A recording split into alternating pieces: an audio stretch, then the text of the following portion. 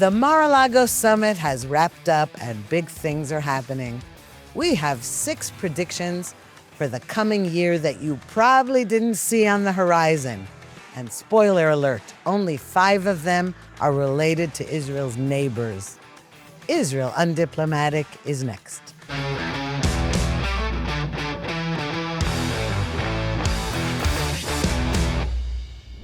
Shalom and welcome to another episode of Israel Undiplomatic. I'm Mark Regev. I'm here with my regular co-host, Ruthie Bloom. How are you, Ruthie? I'm pretty good, Mark. I'm very happy to be back in Israel, especially ahead of 2026. Well, that's what we're doing today because it is New Year's Eve tonight in Israel.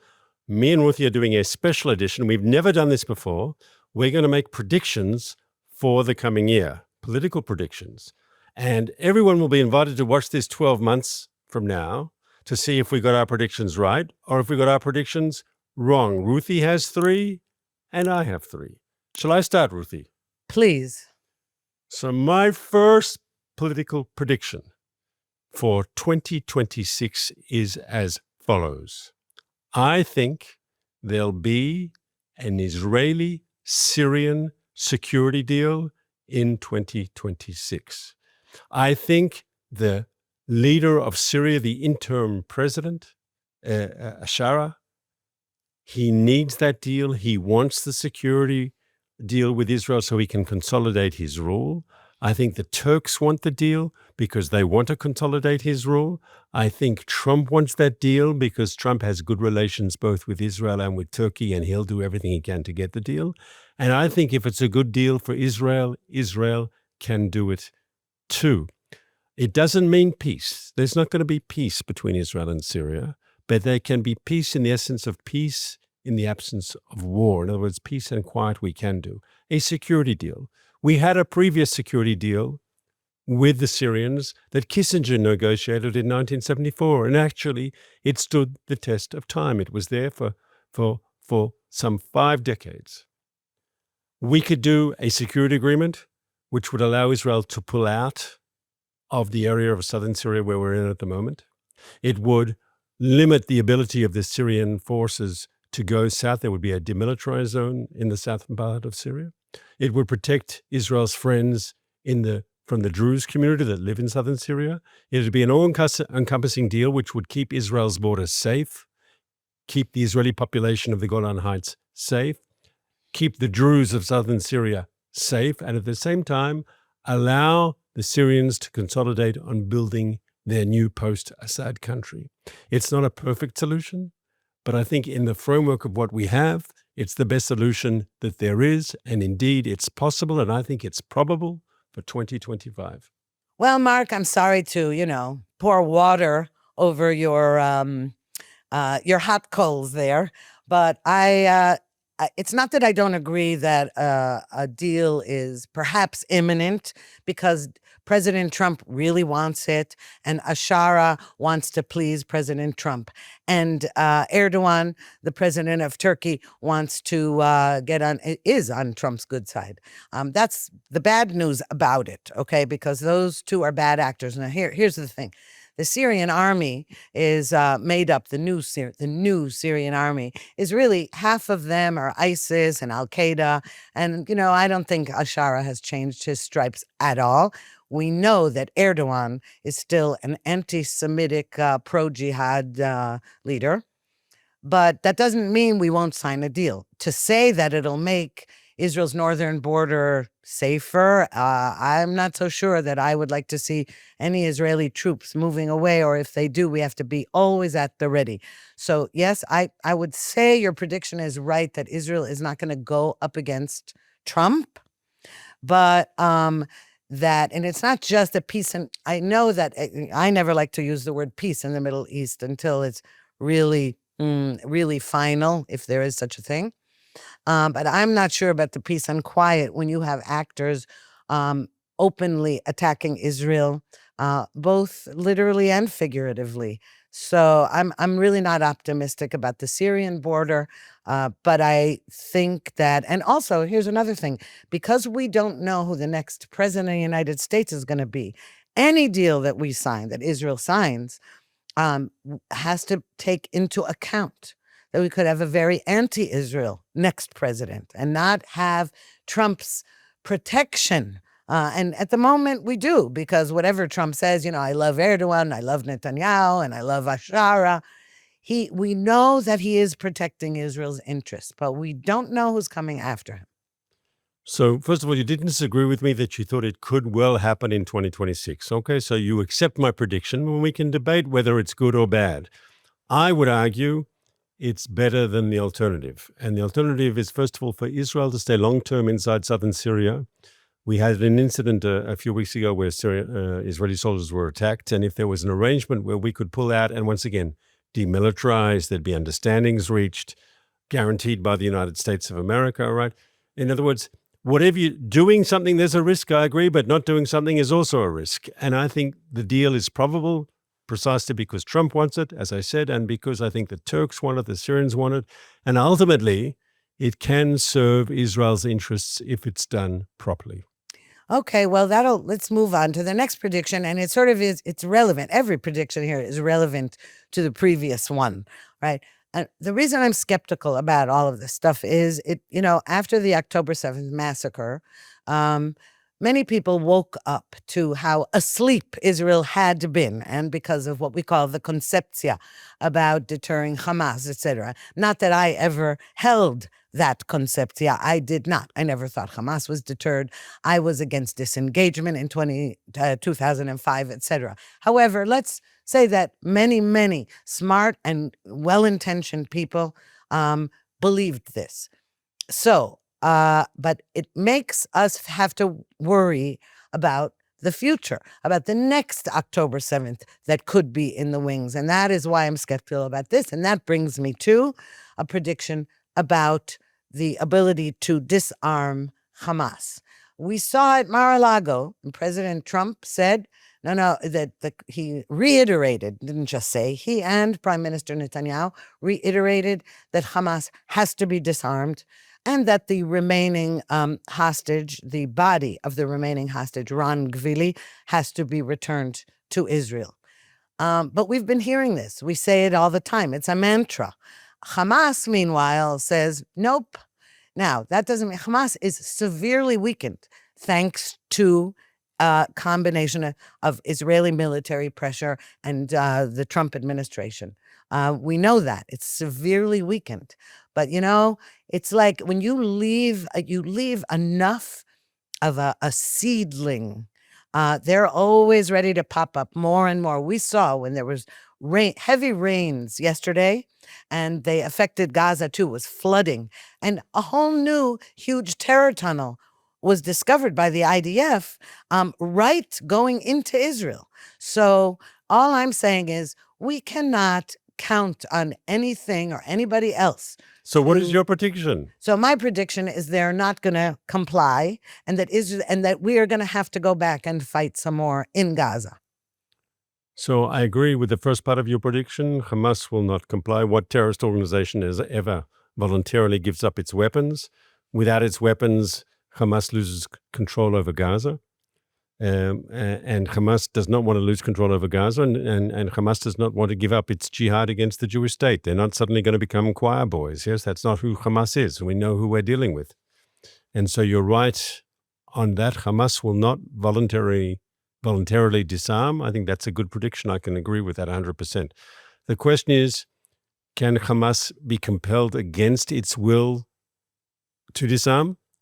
And that all depends on us, on Israel, on the United States, and on Hamas's closest two friends in the Sunni Arab Muslim world, which are the Turks, who are Sunni Muslims and not Arabs, and the Qataris, who are Sunni Arabs who are Muslims as well. These two countries, for their own reasons, want to be on, as you said before when we talked about Syria, they want to be on President Trump's good side, and they cooperated with him in the deal that brought about the ceasefire arrangements. And can they put pressure on Hamas to get a deal where they are forced to disarm? I don't know. Maybe once again you'll need Israeli military pressure. Israel will have to strike. Israel will have to act like we're doing now in Lebanon, or we'll have to act at will to make sure that Hamas cannot raise its head again. That's a possibility. But I agree with your prediction.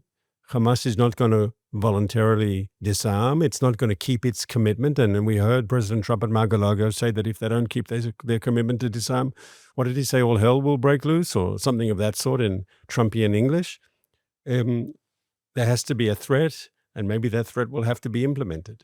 And here, I hope there's pressure on Hamas's closest friends, Qatar and Turkey, from Washington, that when they say all hell, that it'll hurt their relations with the United States unless they put the necessary pressure on Hamas.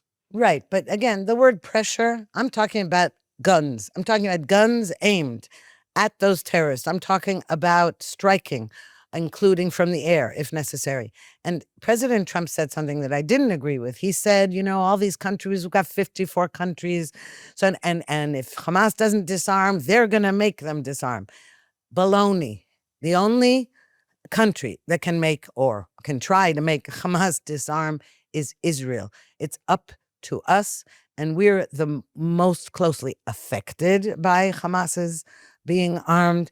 And I think we're going to have no choice, and we're going to really have to, hopefully this won't cause conflict. What we can both agree on is, of course, the so-called international force is not going to disarm Hamas. No. No one's going to send their soldiers into Gaza to disarm Hamas either. If it's going to be done militarily, it's going to have to be Israel. Right. And what we have to hope, the best we can hope for, is that the so-called international forces will at least not get in our way by attacking us verbally and any other way. Okay? That's our biggest problem. I would always say, if you're not going to do it, at least allow us to do it.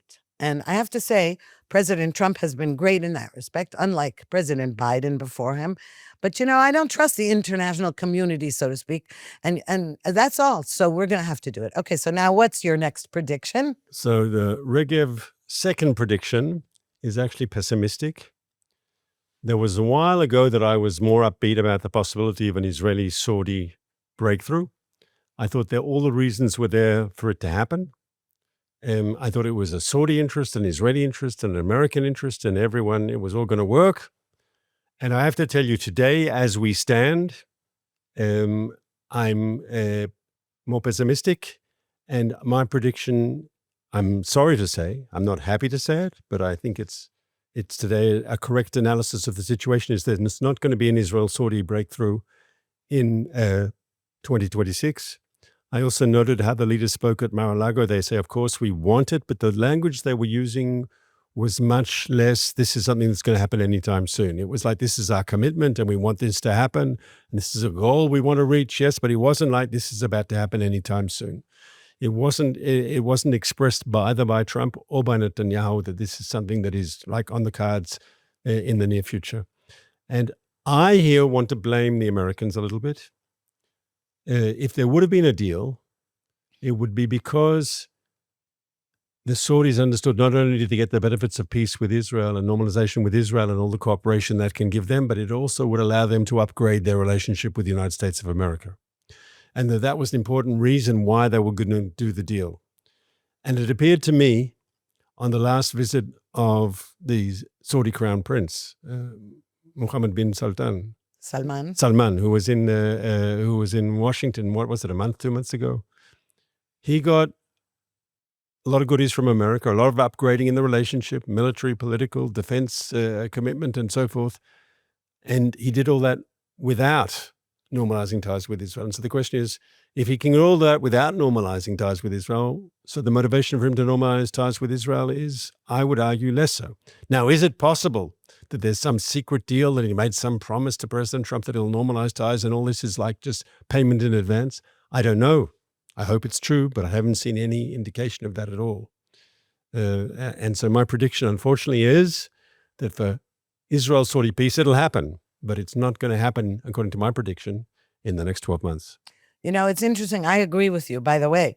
Also, what we know about Israel and Saudi relations is that there's been much has been going on behind the scenes. And not just since Trump took office. I mean, there's been that kind of quiet cooperation. We know that Saudi Arabia allowed Israel to use its airspace because the one thing we do have a common interest is in defeating the Iranian regime. But here's the thing about Saudi Arabia, and it reminds me of Egypt. Saudi Arabia, though you have a kingdom, okay, it's not a democracy with democratic elections. If the crown prince believes, and he's probably right to believe it, right, that if he doesn't come off as totally pro-Palestinian state and Israel, without a Palestinian state, there's never going to be normalization with Israel, because he says he needs it for his street, even though there are no elections. What he's afraid of, I guess, is being overthrown, right? I mean, if it's a kingdom, that's what you're afraid of. And if that is the sentiment in Saudi Arabia, which is if it's anti-Israel and pro-terrorist sentiment, Palestinian terrorist sentiment, then what you're going to have is something similar to Egypt, which is Egypt did sign an actual peace treaty with Israel decades ago, and yet remained, the whole populace of Egypt remained anti-Semitic, anti-Israel, allowed all kinds of weapons and building materials to go into Gaza, etc. So, if that's the kind of deal we're going to have with Saudi Arabia, I don't want it. And I just think it's very important not to constantly say, oh, MBS, he's just this modernizer, not so fast. That's my view. Okay, so now what's the next on our list that my next prediction is supposed to be? Let's say, you tell me. You wanted to talk about Iran. Correct. Now that's actually, it's a perfect segue, because I just mentioned that Saudi Arabia and Israel and all the Abraham Accords countries, by the way, have this in common, that the desire to defeat the Iranian regime because of its, and certainly its nuclear capabilities. But also, by the way, and President Trump added it this time, its ballistic missile capabilities, not just, in the past, he was talking about only nuclear weapons. I spoke about that last week on the podcast. And I said, we Americans have made a commitment that won't allow Iran to move its nuclear program. And I said there was a certain question mark whether, because Israel has very real concerns about the ballistic missile program, I said I wasn't sure that that was the American position. Right. But Trump made it the American position. Not only that, what he said was, he answered a reporter's question and he said, ballistic missiles, yes, we'll definitely have to go after them. Nuclear, fast, we'll go after them immediately. Yeah, okay. yeah. So he was very clear about that, about all of the weapons. But here's the good news about Iran. What he said is, if we have to, we'll strike. I mean, he said something like, we'll hit the hell out of it. You're not making a prediction. Wait, give me a minute. I'm making a prediction. He said, something like, we'll strike the hell out of them. Now, what is happening in Iran? My prediction is that by the end of 2026, the regime will fall. Of course, it sounds like it's way too optimistic, but the reason I think so is that if President Trump is willing to engage in another military operation with Israel, in some fashion with Israel, I don't think by itself. Israel would definitely be part of it. While Iranians are taking to the streets. Listen, it's not the first time Iranians have taken the streets to protest the regime, but this time is different. Why? Because many different sectors are taken to the streets. There are the bazaar, the merchants. There's chaos. The rial has plummeted. There's no water. Well, now there's snow, but they had a terrible drought. They had terrible power outages.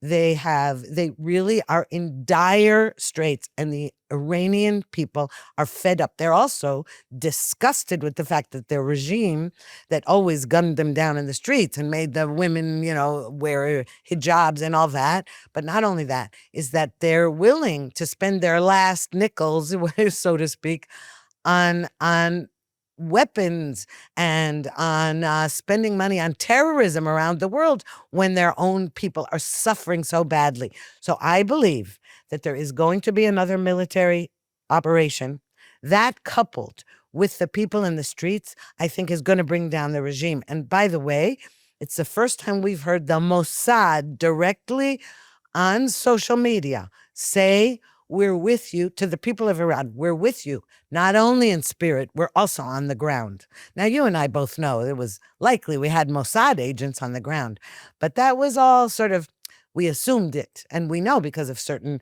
operations that couldn't have happened without that. But they're saying it. The Mossad's announcing it. So I believe that by the end of 2026, the Iranian regime will fall? I think, I hope that you are correct. What is interesting, what do all authoritarian, despotic regimes have in common? That they live off the fear of the people. It's like Machiavelli said very famously, I think in the time of the Renaissance or the pre-Renaissance, that as a leader, it's better to be feared than loved. He said it's better to be both, but if you have to choose, it's better to be feared. And authoritarian regimes stay in power because their people fear them. They fear that if they speak out, something will happen to them. They fear the violent retribution of an authoritarian regime. And what happened last year in the 12-day war between Israel and Iran, and then with the United States coming in and helping finish the job, is the regime was exposed as being weak. And that's the worst thing that can happen to an authoritarian regime that needs the fear of its power to stay in power.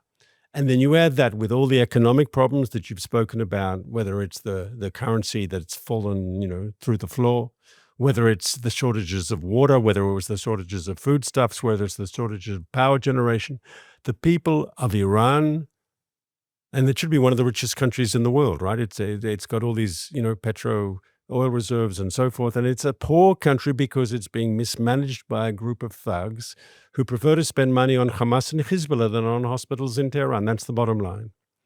So I believe it's possible. We've had, as you said correctly, there have been popular outbursts against the government, demonstrations.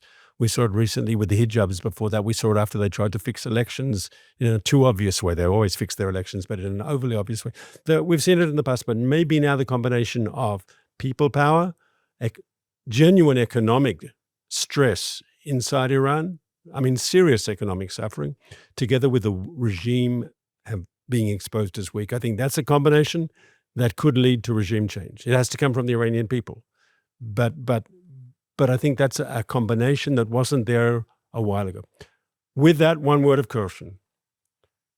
Other despotic regimes fall or have fallen historically because the army saw itself as part of the people and wouldn't shoot demonstrators in the streets.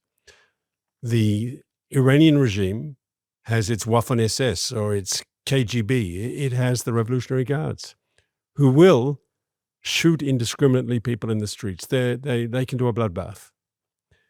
Unlike, let's say, when Egypt had its revolution, the army refused to shoot the demonstrators. And so that's my one word of caution, that this regime, though it lacks legitimacy, does it have enough loyal cadres, yes, loyal supporters who are willing to pull the trigger and actually massacre thousands, tens of thousands of people in the street. Okay, so it's interesting you point that out because I was going to say that I predict that many Revolutionary Guards are going to defect.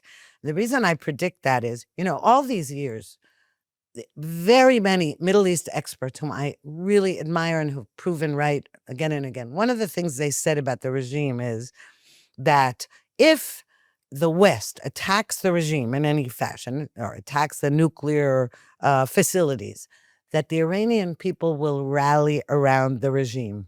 And this was one of the fears of the West or of Israel as well. We don't want to poke the bear too much because rather than helping the Iranian people, all it'll do, it won't work.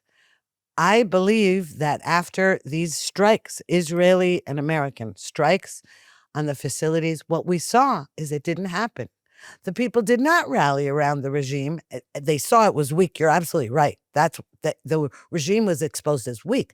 But the people didn't rally around the regime because their own personal conditions by this point were so bad. So I also predict that there will be defections from the besieged militias and the Revolutionary Guard. I hope that's true. And it's also, it's quite possible that the populace blames the regime, its policies of supporting terrorism and a nuclear program. And they're saying, of course, the Americans and the Israelis are going to do something, right? To what extent do the Iranians, right, understand that the reason they're getting attacked is because of the policies of their government? My last, and for this year, final prediction, I'm going to say something that is good, but maybe it is good. I'm going to predict that in 2026, there will not be a major Israel-Lebanon war, as we've seen. I say that not because I think Hezbollah will disarm. Hezbollah is supposed to disarm. The Lebanese government is supposed to be doing it. That's clear that that's not happening. Like Hamas in Gaza, Hezbollah in Lebanon does not want to disarm. That's clear. And it's clear the Lebanese government is afraid to take on Hezbollah, and what they're doing is very, very little, if anything at all. But I still think there will not be a major war because Israel will continue to do what we're doing, which is to hit Hezbollah targets in Lebanon with the support of the United States and even others in the Arab world and even some of the Europeans, saying we can keep hitting Hezbollah and because they haven't disarmed. The Lebanese government will take small steps because it has to show it's doing something against Hezbollah to disarm Hezbollah. But basically, I'm saying more of the same in Lebanon, but not all-out war. More of the same, Israeli strikes against armed Hezbollah positions when they're making their missiles, where they're storing their munitions against their senior commanders. We have the legitimacy to do so because Hezbollah was supposed to disarm and they haven't. The Lebanese government, this will prod Lebanese government to do more than they have been, but it still won't be enough. And so I say, my prediction, 2026, Lebanon, Israel, more of the same. You know what? I agree with that. As long as it is more of the same, I can live with that, by the way. As long as we keep firing as soon as we see a terrorist or terrorist infrastructure, and we remain in the places we are stationed in Lebanon to guarantee that. Okay, so now my last prediction has to do not with the neighborhood, but with Israel itself. We have entered an election year in Israel. All right. And we can see how there are people forming parties or trying to, or, feeling the way the winds are blowing to decide whether to join one party or another or to create a new party. And so, and there are polls, and interestingly, on the left-wing channels, the polls say that the opposition is going to sweep the elections and oust Netanyahu, and the right-wing channel has polls saying the opposite. Okay, I predict that when there's an election, that Netanyahu and the Likud party, Netanyahu will still head the Likud party. I mean, he will be elected again as head of Likud and will garner the most votes in that election yet again. Then the only question that remains, and here I'm not sure, and here I'll ask your opinion, whether that means that there will be enough of the what we call the coalition members, or Netanyahu's current government, whether he'll be able to form a government easily or not, or whether we will hit another impasse as we had several election cycles where neither side is able. But I do predict he will win the Likud primary and the general election. So winning the general election means he has to be able to form a government. I mean, if he can't, it doesn't matter if he's the largest party. If he can't, doesn't he have 61 members of the Knesset, then he doesn't, he has... No, I meant that Likud will come out the strongest party and that he will head it. The question is whether he will be able to form a government. So I don't think, if you don't mind me saying, Ruthie, that's not much of a prediction, because even the polls and the left-wing stations that are the most critical always have the Likud as the largest party more than anyone else, right? Even they might have him in the low 20s, but he's still larger than everyone else, right? There hasn't been a poll for ages that has had Bennett ahead of Netanyahu. So I think that's a very safe bet. The real question is, will Netanyahu be able to form a government? And what do you think? So I want to say the following. First of all, it's going to be very close, and it'll depend on all sorts of things. Will there be a party on the right that doesn't pass the threshold and votes are wasted? Will the Arab parties unite or not unite? Because there were 3 Knesset seats that were wasted because one of the Arab parties went alone and they didn't pass the cutoff and they wasted votes, right? So you could have a perfect storm if the votes are lost on the right and votes on the other side are made. Votes that were previously lost, yes, it can change reality, right? What's going to happen? I would ask the following question, okay? You're always talking about the left, what they call in Israel, the Kaplanistim who hate Netanyahu, okay? They hated Netanyahu last time, and Netanyahu got 64 seats in this coalition, which means he was 3 above what he needed, okay? My prediction is that for Netanyahu to win and to form a government, he only needs to get the people who voted for him last time to vote for him again. Once again, the people who hated him, who didn't vote for him last time, he doesn't need them. He only needs the people who voted for him 3 years ago. And I think from his point of view, that is doable. Would I bet my house on it? My savings that are the inheritance of my children? No, I would not. Yes, because elections, only in Syria under Assad did they know the election results before elections happen. But I think, to use an American saying, yes, it's Netanyahu's to lose. Once again, remember this. The people out there, and they're always being interviewed on the media, both Israeli International, the people who say enough of Netanyahu, they were against Netanyahu 3 years ago, right? All he has to do to win is to get the same people to vote for him who voted for him in the past. And demographically, so there are more in the ultra-Orthodox camp who are voting because they are, but there are also more Arabs who vote for the other side. So that sort of evens itself out in many ways. I remember immediately after the 7th of October, people said political toast, right? How he was Mr. Security, and that he'd let the country down, and there was this terrible massacre on his watch, and most people thought that was it. His political career was behind him. But over the last, 3 years, he's slowly but surely notched his way back up. And once again, he's not only competitive, I think it's for him, it's his race to lose.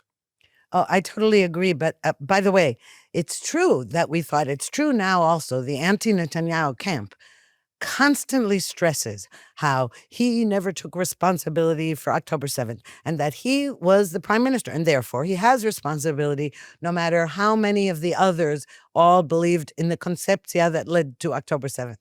But what we've seen is we all agree with that. Okay, he was prime minister. But the question is what he did after October 7th and since October 7th. And many, many people say, wow, without him, even Trump said it at Mar-a-Lago, without him, it's Israel that would have been toast.